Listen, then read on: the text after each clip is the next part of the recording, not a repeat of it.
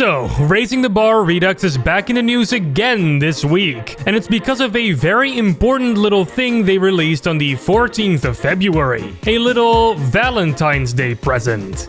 So, what exactly did they release?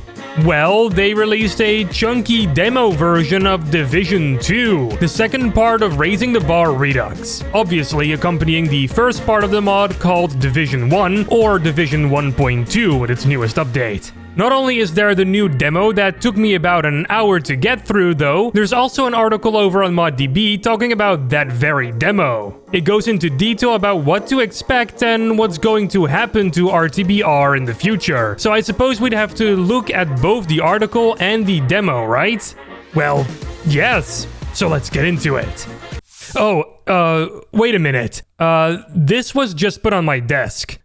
Oh. Lani Minella, the voice of Colette Green in Half-Life and Half-Life DK, just joined the LambdaGeneration Community platform.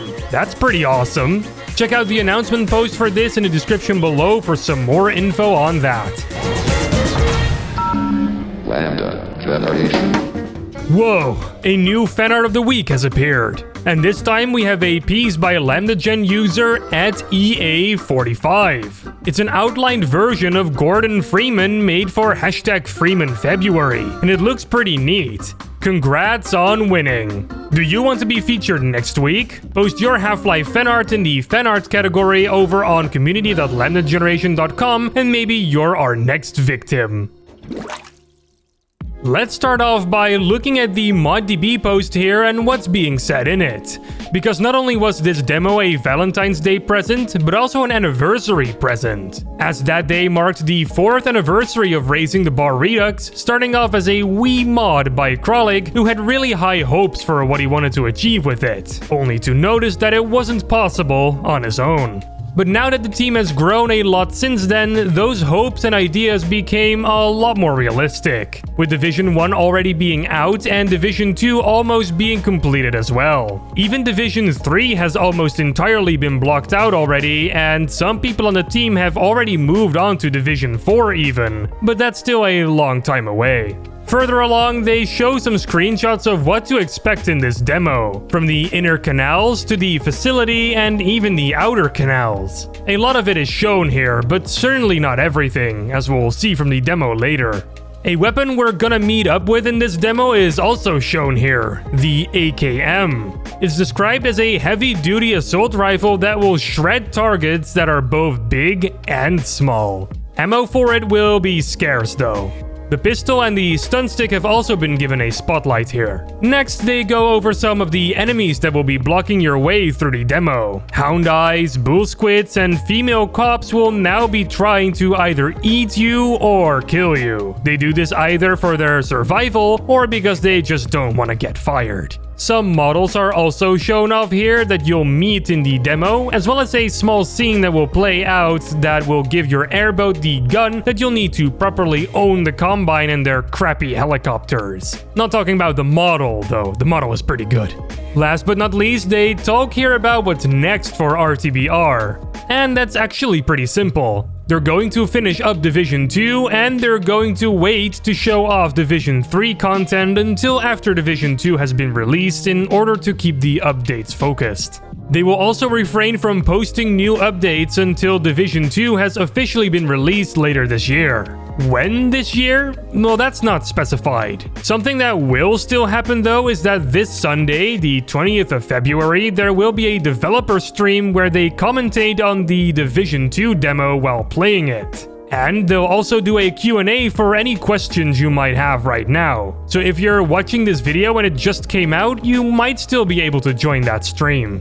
Oh, and they're still looking for new team members to join. So if you're a blockout/gameplay level designer or an animator specifically specialized on creatures, they're looking for you. So get in touch with Krolik on Discord if you'd like to join. Alright, now for the demo. Alright, first off, let me get some disclaimers out of the way. Krolik joined the LambdaGeneration team recently to work on an unannounced project that you'll hear about soon. This will not affect my criticism in any way, shape, or form though, and I will have some bits of criticism because it's not perfect yet. This is also something that they mention in the article on ModDB. This demo version is a close to final representation of what to expect in Division 2, but it's not completely done yet. Some problems are already known by the developers, and those things will probably be fixed in the final release. A list of issues can be found on their Discord channel. Alright, those were the disclaimers.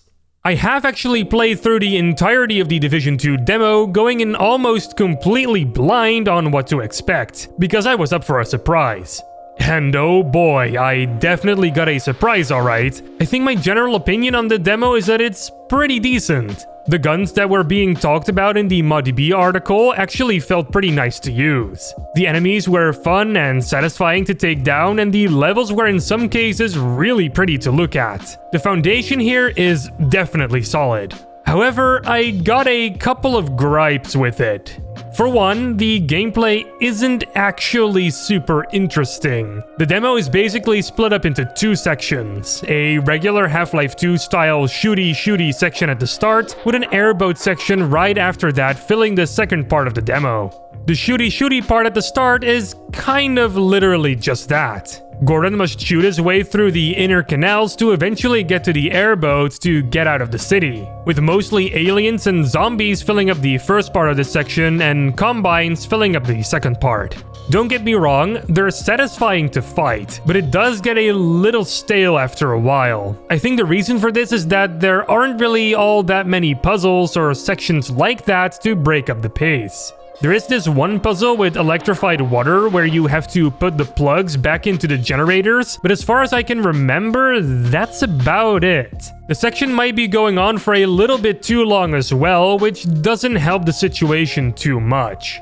The airboat section that comes after it is quite alright though. I'd say it's a little harder than the airboat section of Half-Life 2, but not unforgivingly hard. The whole section also gets a lot better in the second half because of the airboat gun that you receive, so now you can really properly own the Combine. I did have some performance issues though, especially during some of the bigger maps and vistas. The team is well aware of that though, as noted on their Discord server. A lot of what I'm talking about have probably also been mentioned on that server as well, by the way. Oh, and if you run into any issues, you can mention that to them as well. There were some smaller issues that I had as well, like the flamethrower range of the cremator being way too long, and a lot of the maps are quite dark, requiring you to turn on the flashlight quite a lot. This can be annoying as it can run out of batteries after some time, for which you then need to wait for it to recharge.